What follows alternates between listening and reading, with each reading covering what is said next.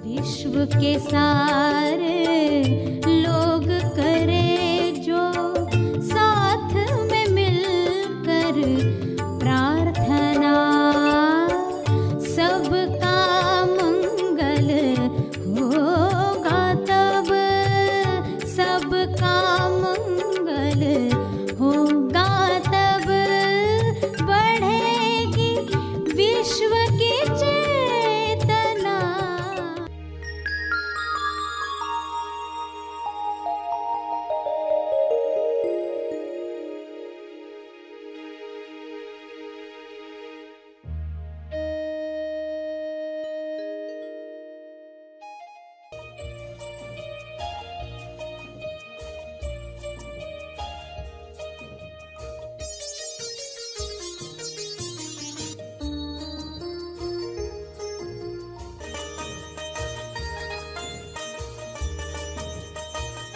तो आप ध्यान का शुद्ध दान करो, यानी जो ये समय आप दे रहे हो ना प्रार्थना का, इसमें देखो कि आपका मन, आपकी बुद्धि, आपका हृदय, आपके भाव, आपके विचार, आपकी वाणी, उसकी क्वालिटी पर टिके हो। जो आप दे ही रहे हो तो क्यों ना उसको बेस्ट दिया जाए, उत्तम तरीके से दिया जाए।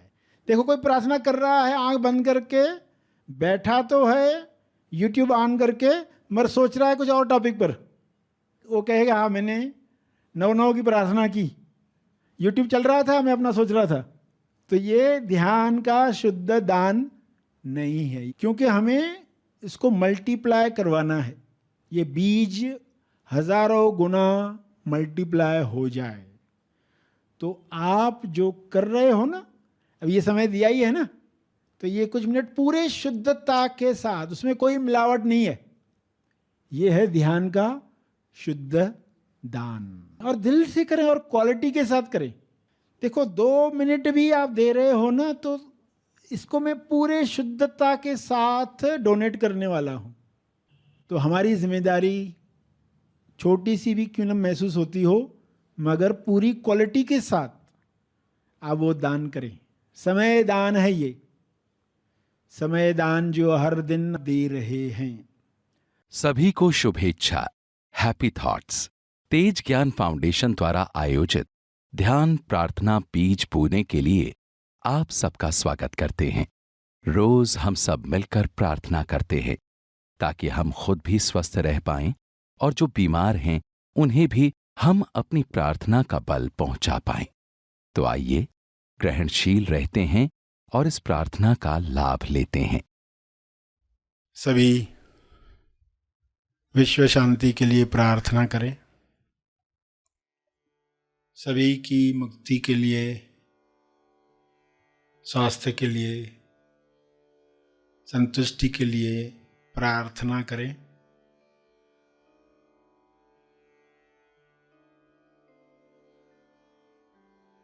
हे परमात्मा, आप सभी में विवेक चेतना जगाएं ताकि सभी अपने विचारों से फासला रखकर देख पाएं, अपने विचारों का दर्शन करके स्वयं की पहचान प्राप्त कर पाएं। विचारों के अंदर आए हुए डरों को, लालच को पहचान कर वे अपनी मुक्त अवस्था को जान पाएं। जब अपनी अवस्था हर इंसान जानेगा, तब निर्भय होकर बिना आसक्ति वह लोक कल्याण के लिए कार्य करेगा। सभी की मुक्ति तब संभव होगी, सभी अपने स्वास्थ्य की उच्चतम अवस्था में जाने के काबिल बनेंगे। विचारों में भय है तो मैं भयभीत हूँ, ऐसा अज्ञान इंसान में प्रवेश करता है। विचारों में चिंता है, निराशा है, तो इंसान मैं निराश हूँ, मैं चिंतित हूँ, ऐसे मान लेता है। इस मान्यता की वजह से वह दिखावटी सत्य में फंसता है। DS दिखावटी सत्य। दिखावटी सत्य दिख रहा है कि लोग बीमार हो रहे हैं, लोगों को समृद्धि नहीं मिल रही है, नौकरी नहीं मिल रही है, कार्य नहीं मिल रहा है, खाना नहीं मिल रहा है। लालचवश लोग दूसरों का नुकसान कर रहे हैं, चेतना नीचे गिर रही है। इस दिखावटी सत्य में भी लोग अपनी चेतना को बरकरार रख पाएं और सही टॉस कर पाएं। टॉस यानी प्रार्थना, टॉस यानी द ओनली सत्य। सत्य के साथ देखें कि बीमारियों के पीछे, समस्याओं के पीछे समाधान, आरोग्य आ रहा है। नए युग में जिस तरीके से लोग स्वस्थ होंगे, जिस तरीके से दूसरों के स्वास्थ्य का ख्याल रखेंगे, वैसा युग निर्माण होने के लिए एक दिखावटी सत्य तैयार होता है जो सच्चा लगता है। दिखावटी शब्द भी कहा और सत्य शब्द भी कहा। भासित होता है मगर है नहीं। ऐसे DS में लोग अपने विवेक को जागृत रख पाएं, अपना होश बरकरार रख पाएं, अपने ध्यान क्षेत्र में आया हुआ हर दृश्य अपनी किरणों से, अपनी प्रार्थना से, अपने मंगल भावों से समाप्त कर पाएं। सबको स्वास्थ्य मिले, समृद्धि मिले, प्रेम मिले, आनंद मिले। मनुष्य देह में स्वर्ग का एहसास हो, जिंदा होने का एहसास सबको मिले। ये संभव है।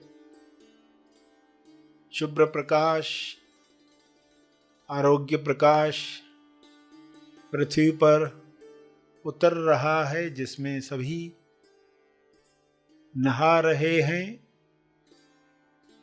सारी अशुद्धियां शरीर से समाप्त हो रही हैं।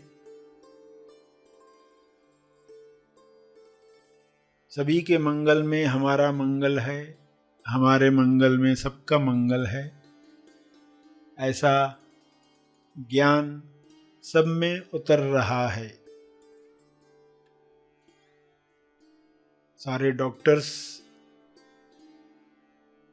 इस प्रकाश में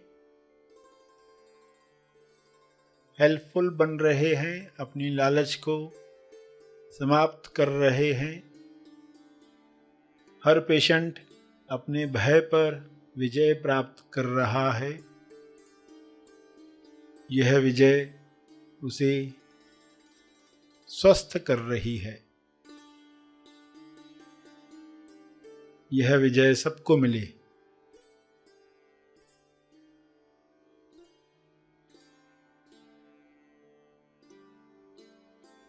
सभी अपने शब्दों में प्रार्थना कहते रहें। जो भी उनके ध्यान क्षेत्र में आ रहा है, DS दिखावटी सत्य आ रहा है, उसके पीछे क्या है स्वयं को बताएं।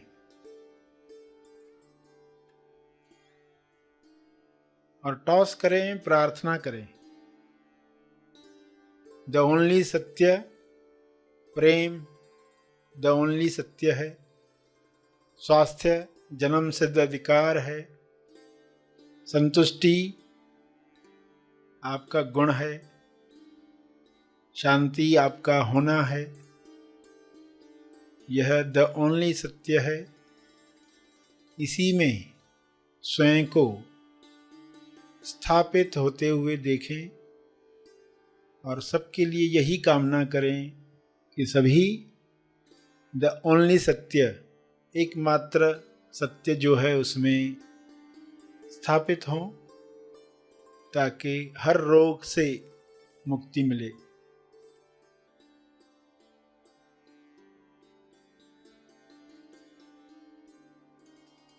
अपने शब्दों में प्रार्थना जारी रखें।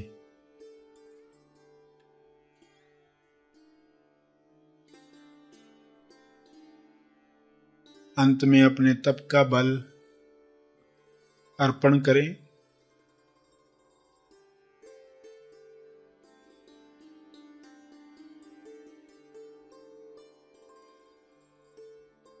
सभी धीरे धीरे आंखें खोलें। आइए सब ग्रहणशील होते हैं एक चेतना संदेश सुनने के लिए।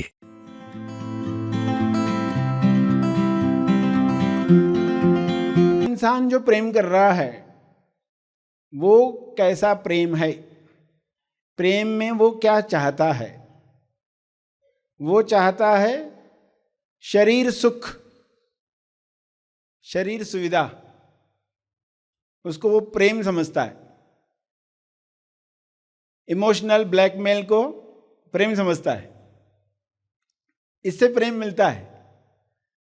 शरीर सुख मिल रहा है यानी प्रेम मिल रहा है, तो इमोशनल ब्लैकमेल करके वो प्रेम प्राप्त करता है, तो उसको लगता है ये तरीका है प्रेम करने का।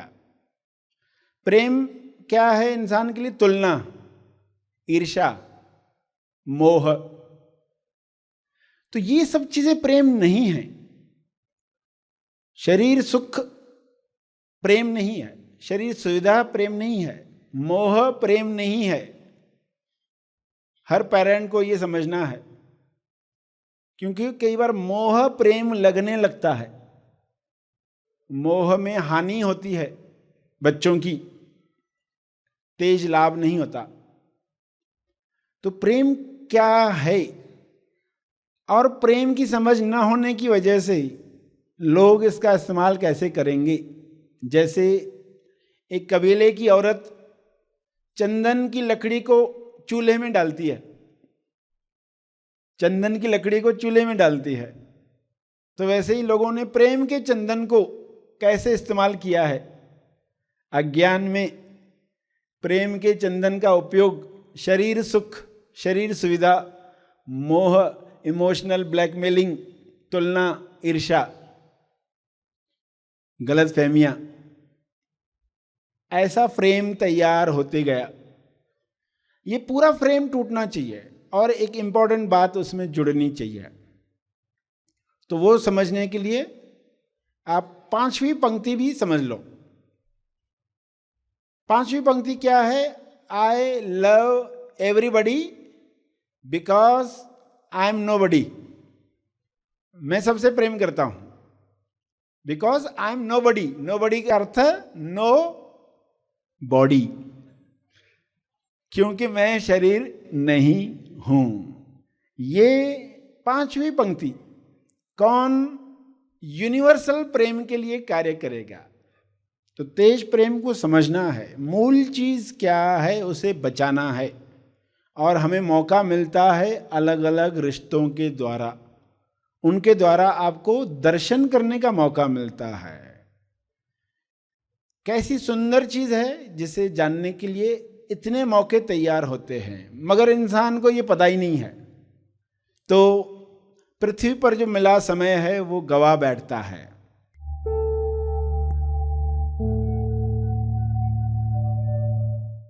प्रार्थना और मार्गदर्शन का सभी ने लाभ लिया। आइए यहीं पर समाप्त करते हैं, कल फिर मिलेंगे। तब तक के लिए धन्यवाद।